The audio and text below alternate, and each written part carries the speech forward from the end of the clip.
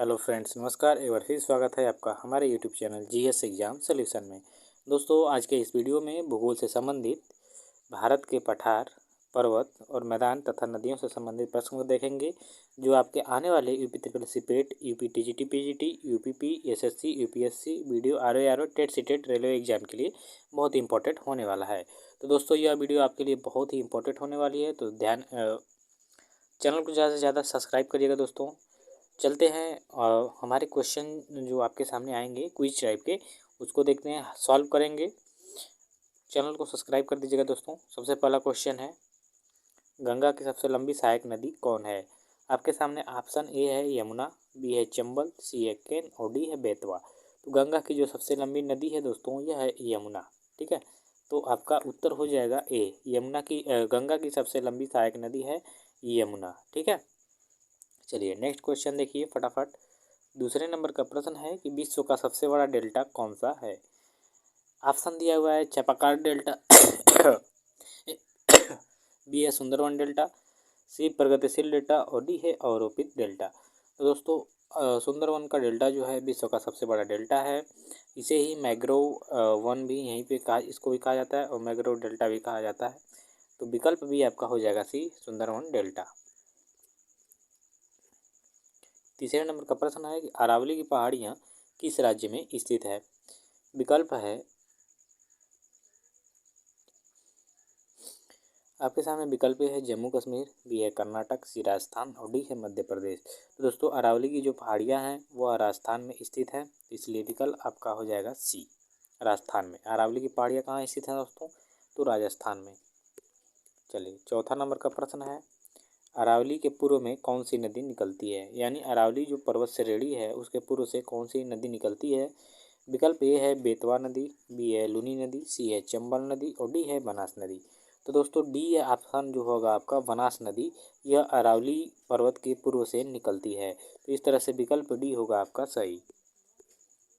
पाँचवें नंबर का प्रश्न है कि अरावली के पश्चिम से कौन सी नदी निकलती है?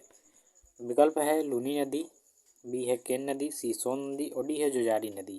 तो दोस्तों, जो लूनी नदी है यह अरावली के पश्चिम से निकलती है, तो इस तरह से आपका विकल्प ये हो जाएगा सही। 6 नंबर का प्रश्न है, थालघाट दर्रा किसको किसको जोड़ता है? वेरी इंपॉर्टेंट क्वेश्चन है दोस्तों। विकल्प दिया हुआ है गोवा महाराष्ट्र को, नासिक मुंबई को, मुंबई पूना को या मुंबई गुजरात को। तो दोस्तों, थालघाट जो दर्रा है वह नासिक और मुंबई को जोड़ता है, तो इस तरह से विकल्प आपका बी हो जाएगा सही। 7 नंबर का प्रश्न है कि भोरघाट दर्रा किसको किसको जोड़ता है? विकल्प है नासिक मुंबई, बी है गोवा केरल, सी है मुंबई और पूना और डी है मुंबई और गोवा। तो दोस्तों, जो भोरघाट का दर्रा है वह मुंबई और पूना को जोड़ता है, तो इस तरह से विकल्प आपका सी हो जाएगा सही।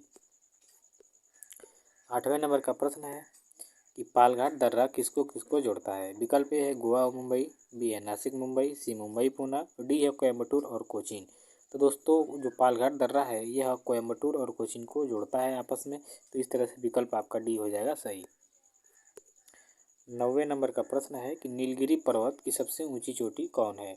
विकल्प ए है डोडा बेटा, बी है अनाईमुड़ी, सी है अन्नपूर्णा और डी है इलायची। तो नीलगिरी पर्वत की सबसे ऊंची जो चोटी होती है दोस्तों वह डोडा बेटा है, तो इस तरह से विकल्प ए हो जाएगा आपका सही। 10 नंबर का प्रश्न देखिए, दक्षिण भारत की सबसे ऊंची चोटी कौन है? विकल्प है डोडा बेटा, बी है अनाईमुड़ी, सी अन्नपूर्णा और डी है पालनी। दक्षिण भारत की दोस्तों सबसे ऊंची चोटी देखा जाए तो अनाईमुड़ी को कहा जाता है, तो इस तरह से विकल्प भी हो जाएगा आपका राइट। चलिए 11 नंबर का प्रश्न है, वेरी इंपॉर्टेंट है, गारो खासो जयंतिया पहाड़ियाँ किस राज्य में स्थित है?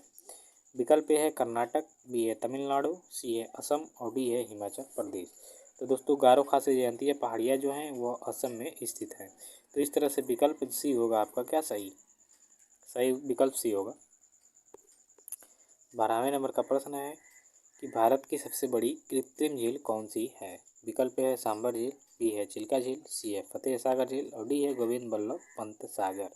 तो भारत की सबसे बड़ी कृत्रिम झील जो है दोस्तों वह गोविंद बल्लभ पंत सागर है, तो इस तरह से विकल्प डी होगा आपका राइट आंसर। 13 नंबर का प्रश्न है दोस्तों कि पुरानी जलोढ़ मिट्टी को किस नाम से जाना जाता है? विकल्प है बांगर, बी है खादर, सी है रेगुड़ और डी है लेटराइट मिट्टी। तो जो पुरानी जलोढ़ मिट्टी है दोस्तों उसे बांगर मिट्टी के नाम से भी जाना जाता है। तो इस तरह से विकल्प आपका ए हो जाएगा राइट। चलिए 14 नंबर का प्रश्न है कि नवीन जलोढ़ मिट्टी को किस नाम से जाना जाता है। विकल्प ए है बांगर, बी है खादर, सी है रेगुड़ और डी है ऊसर। तो जो नवीन जलोढ़ मिट्टी है दोस्तों उसको खादर के नाम से जाना जाता है। तो इस तरह से विकल्प बी हो जाएगा आपका राइट। 15 नंबर का प्रश्न है कि रेगुड़ मिट्टी को अन्य किस नाम से जाना जाता है। विकल्प ए है लेटराइट मिट्टी, बी है लाल मिट्टी, सी काली मिट्टी और डी है जलोढ़ मिट्टी। तो दोस्तों रेगुड़ मिट्टी को काली मिट्टी के नाम से भी जाना जाता है। तो इस तरह से विकल्प हो जाएगा सी आपका राइट। 16वें नंबर का प्रश्न है काली मिट्टी का सर्वाधिक विस्तार किस राज्य में है। विकल्प है उत्तर प्रदेश, बी है पंजाब, सी पश्चिम बंगाल और डी है महाराष्ट्र। तो दोस्तों काली मिट्टी का जो ज़्यादातर विस्तार है वह महाराष्ट्र में पाया जाता है। तो इस तरह से विकल्प हो जाएगा डी आपका सही। चलिए नेक्स्ट क्वेश्चन है 17 नंबर का कि चाय की खेती के लिए उपयुक्त मिट्टी कौन सी है। विकल्प है लेटराइट मिट्टी, बी है काली मिट्टी, सी जलोढ़ मिट्टी और डी है लाल मिट्टी। तो चाय की खेती के लिए दोस्तों लेटराइट जो मिट्टी होती है बहुत ही इंपॉर्टेंट होती है, उपयुक्त होती है। तो इस तरह से विकल्प ए हो जाएगा आपका सही। 18वां नंबर का प्रश्न है दोस्तों कि निम्न में से रबी की फसल कौन सी है। यानी इन चार ऑप्शन में से रबी की फसल को देखना है तो कौन सा है। विकल्प ए है बाजरा, बी है आलू, सी धान और डी है गन्ना। तो दोस्तों आलू की जो खेती है वह रबी की फसल है। तो इस तरह से बी हो जाएगा आपका सही। 19 नंबर का प्रश्न है कि धान कौन सी फसल है। निम्न में से धान कौन सी फसल है। ये है जायद की फसल, रबी की फसल, खरीफ की फसल या नगदी फसल। तो दोस्तों खरीफ की फसल है धान, ठीक है, गर्मी में बोई जाती है और शीत ऋतु में काट ली जाती है। तो इस तरह से क्या हो गया, ये खरीफ की फसल हो गई। तो विकल्प सी हो जाएगा धान की खेती जो है खरीफ की फसल है।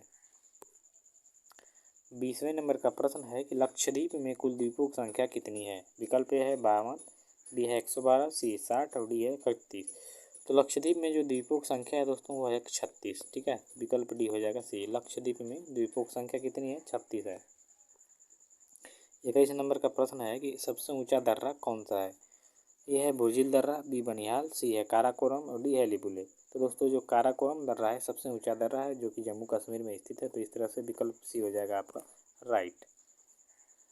22 नंबर का प्रश्न है कि धारवाड़ का पठार किस राज्य में स्थित है। विकल्प है कर्नाटक में, बी है केरल में, सी है मध्य प्रदेश और डी है राजस्थान।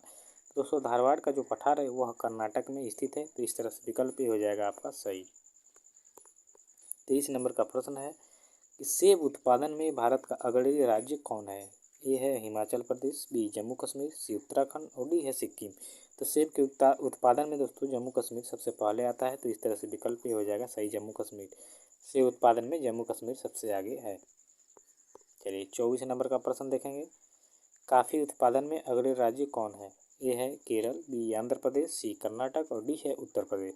तो दोस्तों कॉफ़ी उत्पादन में जो है आपका कर्नाटक सबसे आगे है। तो इस तरह से विकल्प सी हो जाएगा सही।